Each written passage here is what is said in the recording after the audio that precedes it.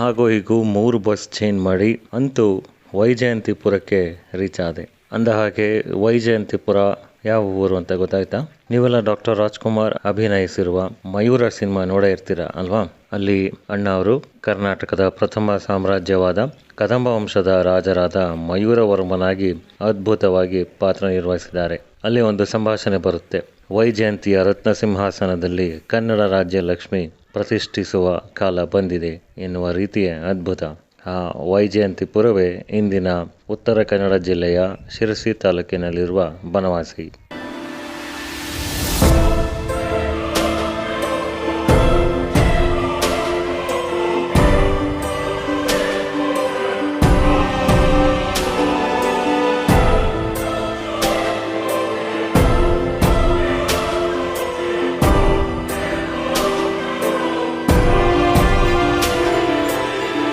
ಬನವಾಸಿ ಕದಂಬರ ಕಾಲದಲ್ಲಿ ರಾಜಧಾನಿಯಾಗಿ ಮೆರೆದ ಪಟ್ಟಣವಾಗಿದೆ. ಇಲ್ಲಿನ ಮುಖ್ಯ ಕೇಂದ್ರ ಬಿಂದು ಎಂದರೆ ಮಧುಕೇಶ್ವರ ದೇವಾಲಯ. ಮಧು ಎಂದರೆ ಜೇನು. ಇಲ್ಲಿರುವ ಶಿವಲಿಂಗವು ಜೇನು ಬಣ್ಣದ ಶಿಲೆಯಿಂದ ಮಾಡಿರುವುದರಿಂದ ಇದಕ್ಕೆ ಮಧುಕೇಶ್ವರ ಅಂತಾನೂ ಕರೆಯಲಾಗುತ್ತದೆ. ಈ ದೇವಾಲಯವು ಕದಂಬರ ಕಾಲದಲ್ಲಾಗಿದ್ದು ಹಾಗೂ ಮಧುಕೇಶ್ವರವು ಕದಂಬ ವಂಶಸ್ಥರ ಕುಲ ದೈವವಾಗಿದ್ದಾರೆ.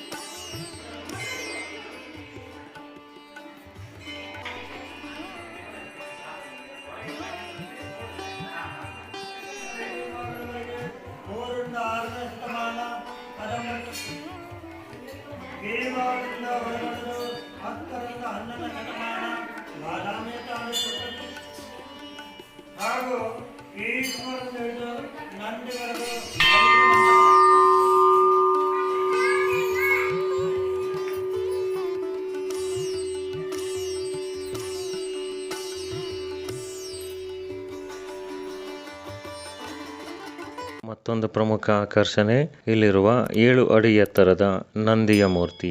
ಶಿಲ್ಪಿಯ ಚಾಣಾಕ್ಷತೆಯನ್ನ ಇಲ್ಲಿ ಕಾಣಬಹುದು.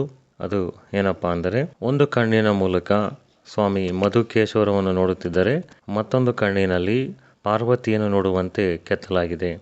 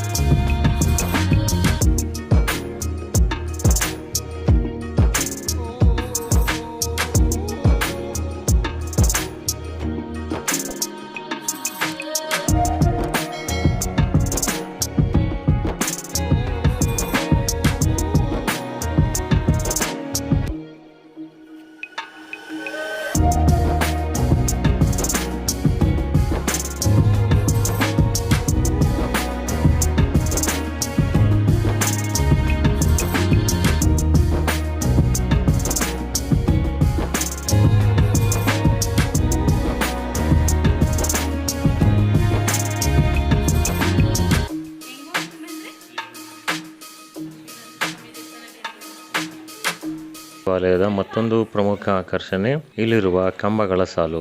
ಇಂದಿಗೂ ಸಹ ತನ್ನ ಹೊಳಪನ್ನು ಕಳೆದುಕೊಳ್ಳದೆ ತನ್ನ ವೈಭವದ ಯುಗಕ್ಕೆ ಸಾಕ್ಷಿಯಾಗಿ ನಿಂತಿದೆ.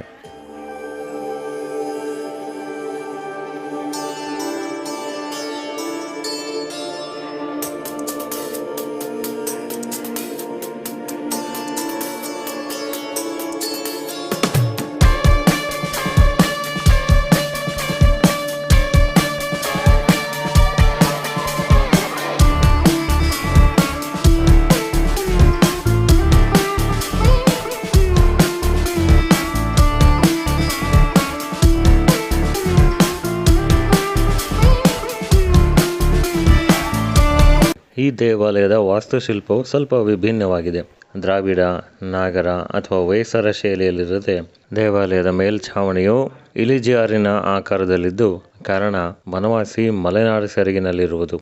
ಕದಂಬ ರಾಜಮನೆತನದ ನಂತರ ಬಾದಾಮಿಯ ಚಾಲುಕ್ಯರು, ರಾಷ್ಟ್ರಕೂಟರು, ಕಲ್ಯಾಣದ ಚಾಲುಕ್ಯರು, ಹೊಯ್ಸಳರು, ವಿಜಯನಗರದ ಅರಸರು, ಕೆಳದಿಯ ನಾಯಕರು, ಸೋದಿಯ ನಾಯಕರು, ಮೈಸೂರಿನ ಒಡೆಯರ ಕಾಲದಲ್ಲಿಯೂ ಅನೇಕ ಬದಲಾವಣೆಗಳನ್ನು ಈ ದೇವಾಲಯವು ಸಾಕ್ಷಿಯಾಗಿದೆ. ಅದಕ್ಕೆ ಅತ್ಯುತ್ತಮ ಉದಾಹರಣೆ ಮುಂದೆ ಇರುವ ಸಭಾಮಂಟಪ ಹಾಗೂ ನೃತ್ಯ ಮಂಟಪವು ಕ್ರಮವಾಗಿ ಕಲ್ಯಾಣ ಚಾಲುಕ್ಯರು ಹಾಗೂ ಹೊಯ್ಸಳರ ಕಾಲದಲ್ಲಿ ಆಗಿರುವಂಥದ್ದು ಹಾಗೂ ಸೋದಿಯ ನಾಯಕರ ಕಾಲದಲ್ಲಿ ದೇವರ ಉತ್ಸವ ಮೂರ್ತಿಗೆಂದೇ ಸಮರ್ಪಿತವಾಗಿರುವ ಕಲ್ಲಿನ ಮಂಚವನ್ನು ಇಲ್ಲಿ ಕಾಣಬಹುದಾಗಿದೆ.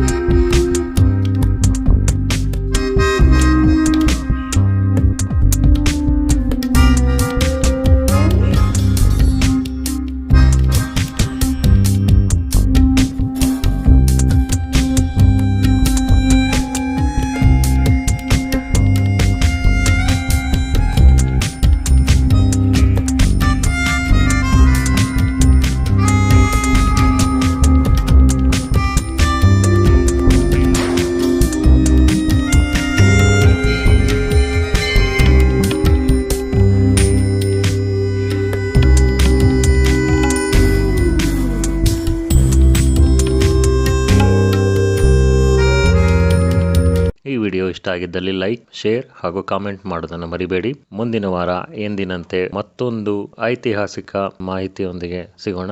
ಧನ್ಯವಾದಗಳು.